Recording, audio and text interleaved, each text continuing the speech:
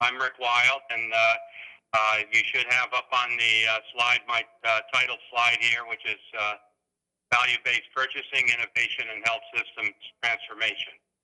I understand that your conference is focusing a lot on patient safety, quality, on infection control. And what I'm going to do is give you a bit of an overview as to how CMS and our reimbursement and transparency and value-based purchasing policies are going a long way to promote increased quality of care in both the hospital and the outpatient and physician setting. We're going to go rapidly through these slides.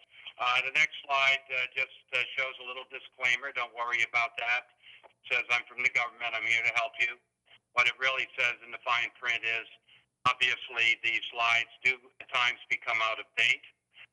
So you need to go to our sources, and I'll give you the websites at the end of this. They're at the end of my presentation, where you can always go for updated information. Next slide just talks a little bit about what's wrong with U.S. healthcare today. And as you know, it's too costly, it's inefficient. There are disparities in access and quality. A lot of what we do in healthcare, there's no scientific evidence base for it. It's often anecdotal or based on some small consensus groups. Clearly, we've had a lack of prevention focus, and we've had fragmentation of care between the various providers and sites of care, a lot of poor care transitions and handoffs. There's been a lot of poor information and data sharing. And when we compare patient safety and quality to the aviation industry, we fall way short. As you know, in the U.S. commercial aviation industry, I'm not talking about private aviation, but in commercial aviation, often we go without any fatalities in the U.S., and that's not uncommon these days. It's a high risk, high reward, but high tolerances in the system. Now, in healthcare, I wish we could say that, but there's up to 200,000 patients a year that suffer avoidable harm and death in our healthcare system, and that's a figure we've used for a long time, according to the Institute of Medicine, that in its To Err is Human report that showed about 99,000 avoidable errors led to patient deaths a year in the U.S., and the CDC had a figure of around 100,000 healthcare-associated infections, which gets you pretty close to 200,000. That equates to one 747 fully loaded with 500 passengers crashing every day. That obviously, we go to hospitals, but you wouldn't fly if that was the safety rate of the aviation industry. But recently, we've had some new studies out of Harvard School of Public Health that shows perhaps up to 400,000 avoidable patient deaths a year occur, and that's equivalent to two 747s crashing every day. So we have a huge job ahead of us to make healthcare safer. And of course, as you know, we've had a payment system that rewarded providing services, fee for services, rather than paying for outcomes. And that's what, of course, we're hoping to change. So in essence, we've had unaccountable, uncoordinated care in this country. And a lot of it has been due to the way we pay for healthcare. But the next slide just shows you a graph, and I don't mean for this to stay current, but I just want you to see the trend lines here. Because Medicare expenditures, the total expenditures in the blue bars, continue to go up and up and up. That's due to the aging of our population. Down in the red lines, however, you see the physician and clinical services, and that's a much smaller proportion and a slower rate of growth. And that's a point that I want you to keep in mind, because as we move from hospital value-based payment, we are starting to go to physician value-based payment. And as you know, what physicians do in the terms of quality and ordering and efficiency of care affects what happens in the hospital and the entire healthcare setting. Because everything that happens in healthcare, whether it's in long-term care, rehab, hospitals, emergency departments, etc., happens after a physician has written an order. The next slide just shows a graph that shows that Medicare is going bankrupt. It's not a question of if, it's a question of when, unless we can stop the hemorrhaging. Now, the good news is that this was an older slide, and I keep it in. It was based on the 2008 Medicare Trustees Report, and that showed that in 2017 initially, Medicare expenditures were going to exceed revenues from all sources. However, thanks to a lot of the changes we've implemented, and some of them are in the Affordable Care Act and our value-based purchasing, we've put that off according to the recent Medicare actuary report to the year 2029. However, we still have a lot of work to do to ensure that we have financial solvency in the Medicare program down the line. Now, the next slide is a pretty important slide, and it shows you that higher per capita spending in the U.S. doesn't really translate into longer life expectancy. And you'll see the red bars that show the life expectancy from the industrialized world countries, starting with the highest life expectancy in Japan and going down to around 34 or so in the United States. You can see there's a significant difference in life expectancy. Now, those are the red bars. Interestingly, I just want to point out that right next to us, Cuba, our little island nation to the south, and their life expectancy is really only a couple of weeks different than the U.S. But look at the blue lines, which are the spending. Look how much we spend in the U.S., almost twice that of any industrialized country. And many times more than Cuba, if you look down at the small amount Cuba spends on healthcare, and you'll see just how much we spend, and we're certainly not getting our money's worth. Now, I showed a slide. This is not an advertisement for Cuban healthcare, but this shows, and because I want you to see that intentionally, I use a somewhat dated slide. But it's from the 2006 U.S. Central Intelligence Agency fact book. That was 2006, a prior administration, well before the Affordable Care Act, and the CIA collects this data because it is a matter of strategic importance. So there's no political statement being made here. This is what it is. And if you go to the CIA fact book in the last few years, you'll see that this pattern really has not changed much. So we've still got a lot of work to do. The next slide shows a map.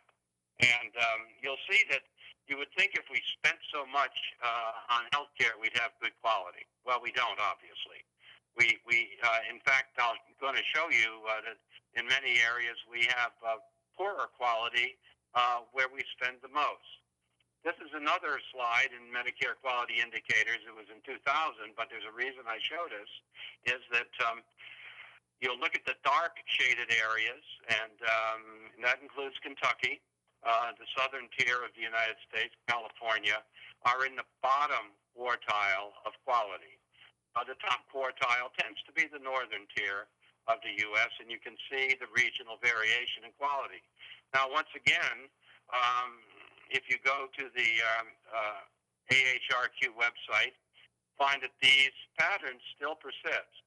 Although there are some exceptions. For instance, Georgia, who was in the rank number 48 in healthcare quality, through the vigorous efforts of the Hospital Association, has moved up to around 23. So improvement is clearly possible. However, these trends and these patterns still persist. Now, you'll see I like maps because I want you to squint. The next slide shows the red color slide from the Dartmouth Atlas of Healthcare. And once again, this was 1995, but you'll see all these dark red areas are the high-cost spending areas. And if you recall what I showed on the map, you'll see that those high-cost areas also correlate with some of the lowest quality performance as well. And just to update that in another slide, and I apologize, Dartmouth changed their color scheme.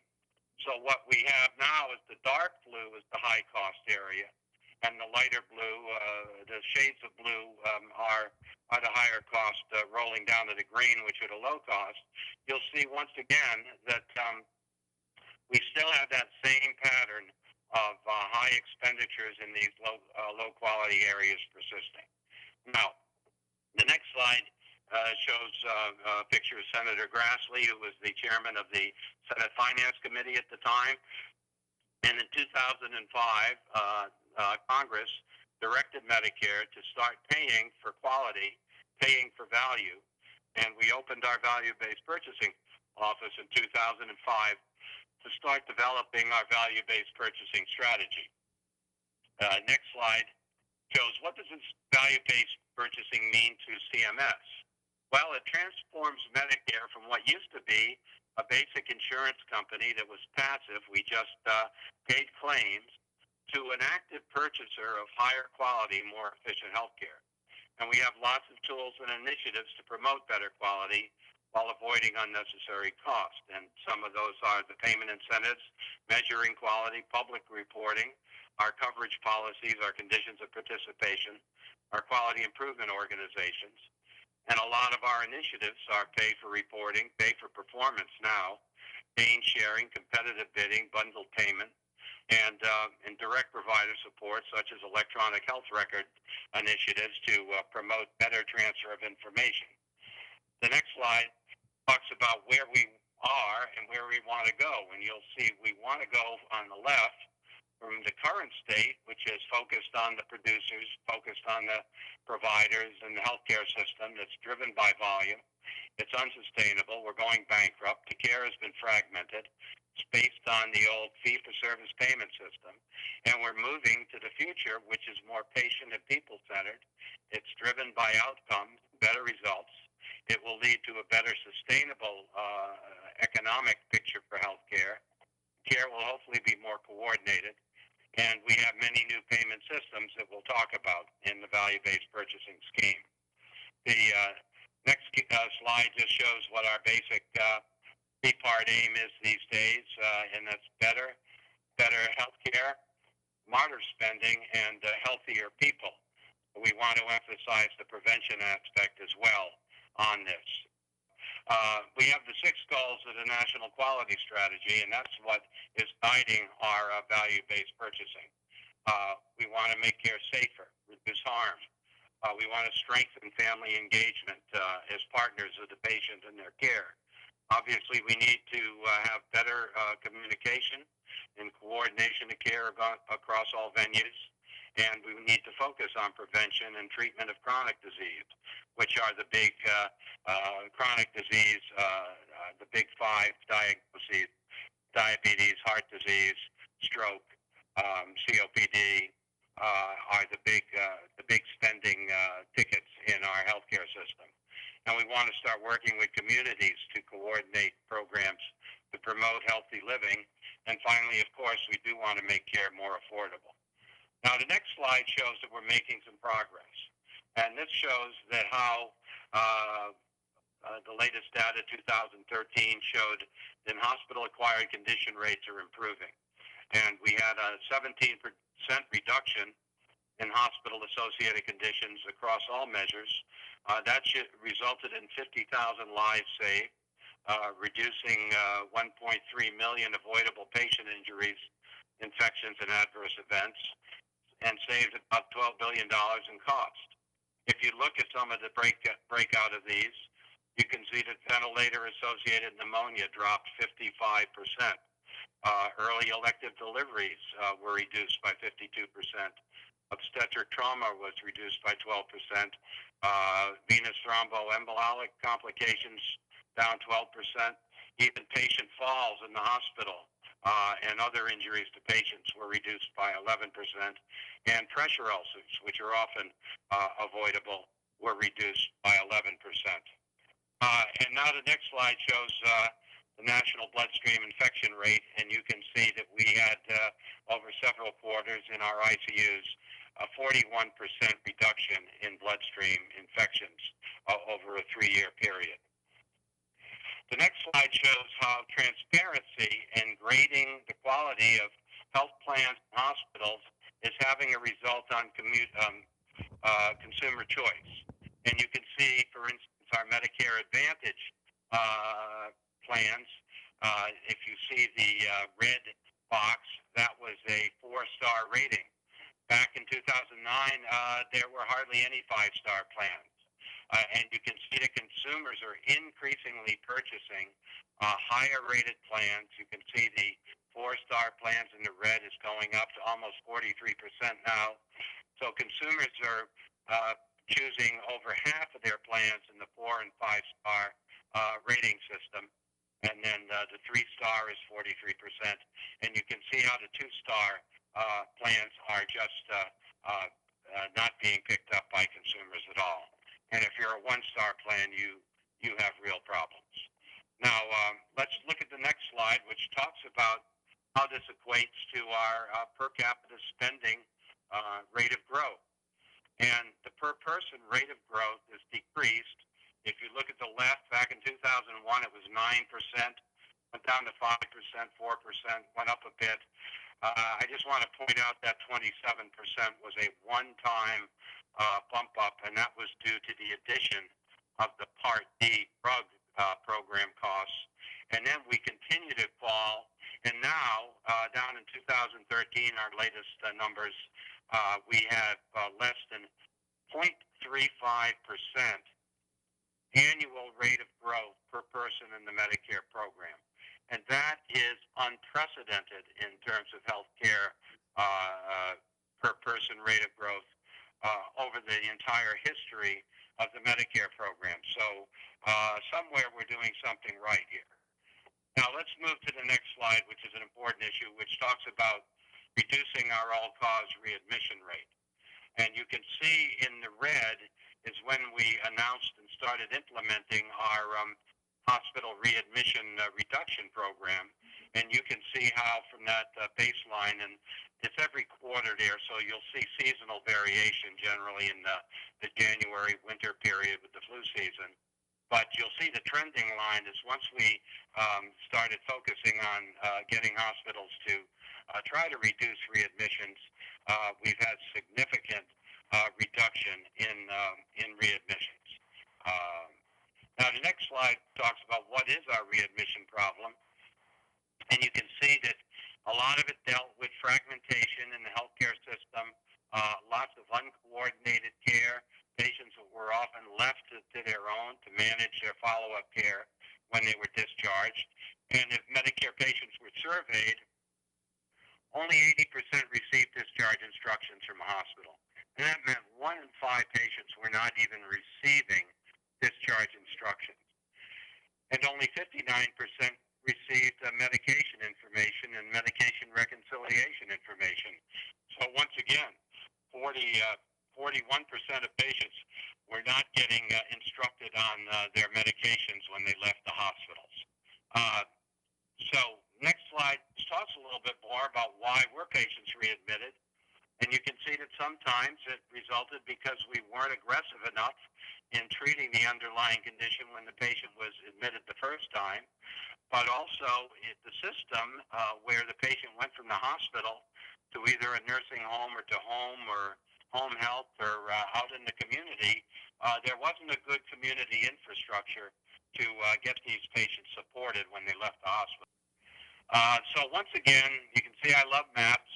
And here is the 30-day readmission rate for fee-for-service Medicare beneficiaries, 2010. And you can see the dark brown shading again, and Kentucky is up there in the dark brown. And once again, the darker areas are the higher or the poorest performing readmission rates, almost 18% throughout the country. The lighter shades are the better or smaller readmissions rates. And once again, you're seeing down in the southern part in California, we haven't been doing well. And once again, you recall that correlates a lot with those quality maps and also the spending maps. So this is a significant quality as well as a cost issue. Now the next slide just talks about what this is all costing us. And obviously, there's a personal cost to patients when they're readmitted because people don't want to go back in the hospital to get something fixed that could have been fixed the first time. They don't want to get worse when they get out of the hospital. And we can see that the readmission rate at 30 days was almost 20%, 19.6%. And of those that were readmitted, half of them did not get to see a doctor before they were rehospitalized. So many of these readmissions are potentially preventable. This has been studied quite a bit, and it began being studied way back in 1984 when the readmission rate was 22% at 60 days. And even back then, readmissions comprised 25 cents of every inpatient dollar. So we've been known about this for quite a while, and now we're finally stepping up to do something about it because it is such a problem. And the next slide talks about what we're doing about it. Well, the first thing is transparency. We're now publishing on our hospital website the readmission rates for heart attack, pneumonia, and heart failure. And we rate the hospital as to whether they're statistically better than, worse than, or no different than the U.S. national rate. The next slide shows what else we're doing. And we've established Medicare caregiving initiatives. We've established information for patients on planning for your discharge. We have in many communities now a care transitions program that was grant-based where hospitals and the after-hospital setting are coordinating to get patients better coordination of care. And obviously we're supporting the patients and their family in this. But now, wait, there is more. Congress, in the next slide, Hospital Readmissions Reduction Program, mandated CMS for us to establish a readmissions reduction program where hospitals that had excess readmissions above and beyond those predicted by their historical patient population would start getting payment adjustments that were based on the percentage of readmissions that exceeded the expected norm. And initially, those were for acute MI, heart failure, and pneumonia. And I want to make clear that these are severity adjusted, so they were standardized based on the risk of patients because some hospitals have a sicker patient population than others. The next slide just talks a bit more about the payment adjustment. And we are adding in this fiscal year payment adjustments as well for both chronic obstructive pulmonary disease, total hip replacement, and total knee replacement. And you see that in 2014, hospitals could have been penalized up to 2%, and in this year, that's going up to 3%. Now, they don't necessarily get the maximum reduction. They can get zero reduction if they are at their benchmark or lower, but they can get anywhere in their reduction of all of their DRG payments up to 3% if they have excessively high readmission rates. So obviously that has gotten the hospital associations and the hospitals' attention because we've had carrots and now we're going to the sticks. So what are our aims? The next slide talks about our aims to reduce readmissions. First of all, I want to emphasize that we understand that we can't totally prevent readmission. Some readmissions are planned, and we understand that. And we can't get readmissions to zero because we understand complications happen. But we want hospitals to start focusing on doing it right the first time, getting the job done the first time, and making sure the patients have support and good follow-up when they leave the hospital so they're not getting into a revolving door situation. And you can see once again the next slide, we talk about the hospital compare of their readmissions rate, and that's standardized as observed to expected. And the public reporting I've already talked to on hospital compare as to how we do that, and we don't calculate or publish rates less than 25 cases a year in a 3-year period because statistically that would not have much meaning and could be misleading. So the next slide talks about hospital compare. And you probably all, I hope, have been to this website. I really can't give you the screenshot screenshots up here, they don't paste very well. They'd be too small. But if you go to Hospital Compare, you can even go to the Patient Safety Measure tab. You can get information on healthcare-associated infections. You can get data that's directly reported to the National Healthcare Safety Network, the NHSN. And the next slide, for instance, shows Emory University Hospital here in Atlanta, where I am, and it shows that their bloodstream infection rate was 0.28, which was the standardized ratio, and that was significantly better than the national benchmark. And it even tells you on Hospital Compare how these rates are calculated. The next slide, I happen to be giving a talk in Houston at the VA Medical Center in Houston, the DeBakey Medical Center. So I picked 3 hospitals, and you can pull up 3 hospitals at a time. And these are 3 hospitals in Houston, Texas. Methodist Hospital, which is a very famous university hospital, the Houston VA Medical Center, and a hospital called University General Hospital, which is actually the name sometimes are a little deceptive. There are some hospitals that call themselves University Hospital that aren't necessarily affiliated with any medical school, but that's their marketing strategy. And it's University Hospital is actually a very small specialty hospital owned by a private corporation. Now, the next hospital just compares Methodist with the VA Medical Center and University Hospital. You can see that Methodist Hospital, their readmission for heart attack rate was no different than the national rate. The VA was also no different than the national rate. And University Hospital, which sounded big, actually had too small of a number of cases to report. And you can see that the national rate was 17%. The death rate for heart attacks, once again, was no different for these 2 hospitals, and University has too few numbers to report. We're moving from alternative payment models, and we hope to get 30% of Medicare payments that are tied to quality of value to what we call alternative payment models by the end of 2016. I'll explain what they are in the next slide. And half of them in alternative payment models by 2018. Now, the next slide shows this blue and red framework that shows how we intend to progress from fee-for-service through quality-based payments, through alternative payment models on fee-for-service and population payments.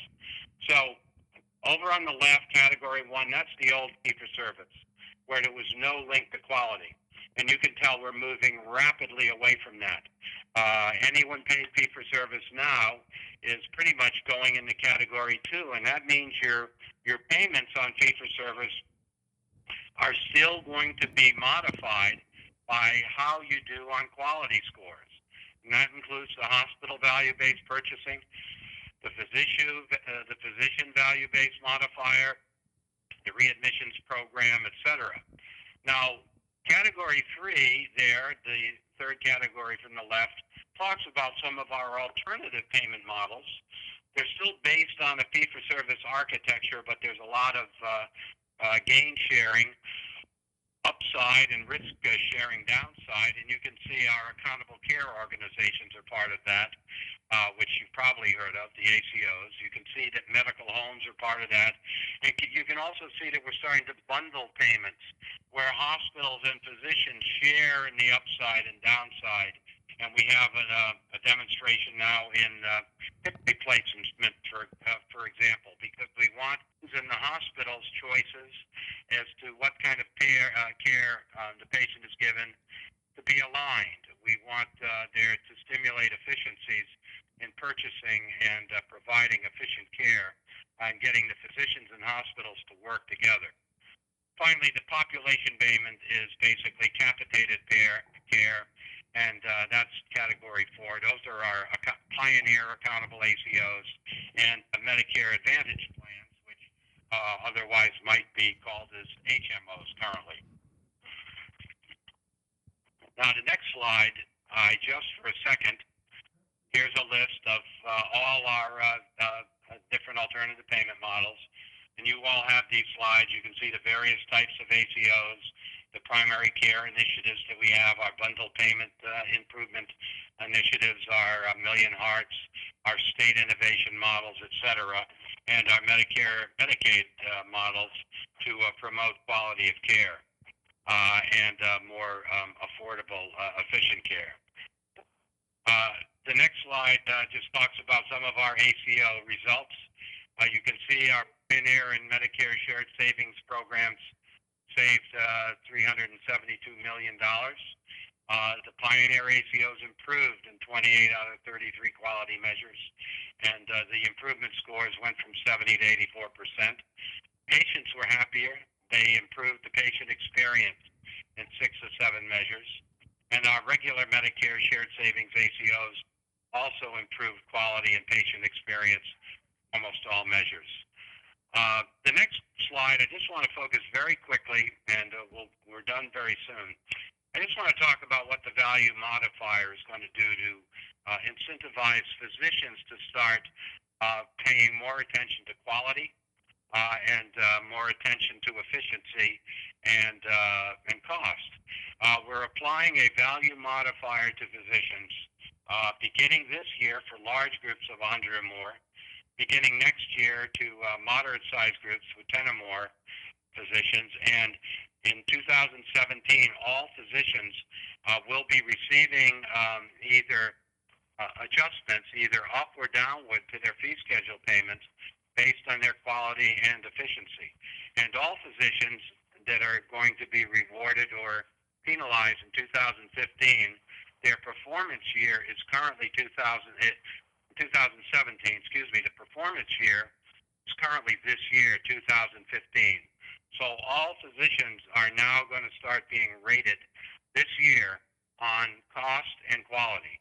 And I just want to show the next slide. It kind of shows a little bit of a grid here where you can be and where you don't want to be. If you look at this grid, you can see cost on the top from low to average to high, and you can see quality that goes from high down to average down to low. Obviously, where you want to be, if you're a good physician and an efficient and good caregiver, is you want to be in that high-quality, low-cost box. What you don't want to be is a high-cost physician that delivers low quality of care. If you do that, you're going to be penalized. High-quality, low-cost doctors will be rewarded up to 2 times a factor based on their pay schedule. That's around 2% plus or minus adjustment factor. And that asterisk shows that physicians that are high-quality physicians and average quality, low cost, will also get an additional 1% for if their beneficiary risk score, meaning if they take care of sicker patients, the top 25% of all severity for beneficiaries, they'll get even a higher adjustment upwards. And we put that in because we don't want doctors to just cherry pick and avoid sick patients. We want them to take care of the sick patients and do well. So there is an incentive for doctors to do well in taking care of sick patients. And I just want to say that, this is going to have a huge impact when physicians see these payment adjustments. Because for a long time, physicians did not know where they stacked up. Now they'll be able to look and see where they stack up, and they'll actually be getting rewards or penalties based on whether they're efficient or not. And, this is like any other industry. And I just remind physicians, you're in the big leagues. You're like you're playing Major League Baseball or you're playing in the NFL. Doesn't mean you're not a very high-quality provider to begin with, but the stars get paid more, and the average players in the NFL get paid a lot less. And that's the way it should be in healthcare, too. And this is going to be a real sea change. And I can tell you that up until now, I've never met a doctor who told me that they were below average. Never seen one. If I did see a doctor who told me they were below average, I probably think they needed to get some psychological help. because they obviously had a little poor self-esteem. But reality is going to set in, and doctors are going to see that there are average and above average and below average doctors, and we're going to start paying them accordingly. The next slide just shows that the quality measures that doctors will be rated on include their group physician quality reporting and individual quality reporting scores. Their all-cause readmission rate will be attributed to them. Their prevention quality indicators such as pneumonia, UTIs, dehydration, and the chronic prevention quality indicators such as COPD, heart failure, and diabetes will all be factored into these quality scores. And physicians in larger groups will also get a patient experience survey result as to how happy patients are with their care. And the next slide just shows what the cost measures are. And doctors are going to start being graded on the patients that are attributed them, both their costs and the costs of hospital care, Part A. So you can see now where that early slide I showed you, where we're making doctors more responsible, not just for their own costs, but also the costs of their patients in hospitals. And we're looking at some of the chronic conditions again to measure costs, and they're getting a Medicare spending per beneficiary measure that looks back 3 days prior to and 30 days after an inpatient hospitalization. So this is going to be significant when doctors realize that they are now finally not only responsible for their own cost and quality, but also for the patients they're caring for in the hospital as well. Next slide just shows you how this all lines up in the various dimensions of clinical care, patient experience, patient safety, care coordination, and then the cost measures in red. They get a composite quality score and a cost composite, and that's all factored into a single value modifier result. And the next slide once again shows that based on that value modifier, they get put into one of these boxes.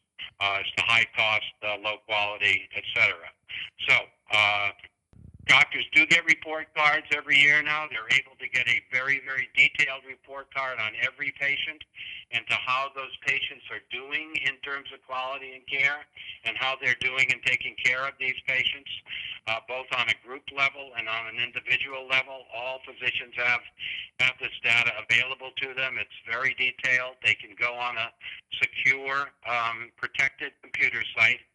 They have to log in with a password, and they can see all sorts of information on patients. The patients' names are not given, but there are physician numerical identifiers and patient identifiers that are there so they can follow their patients.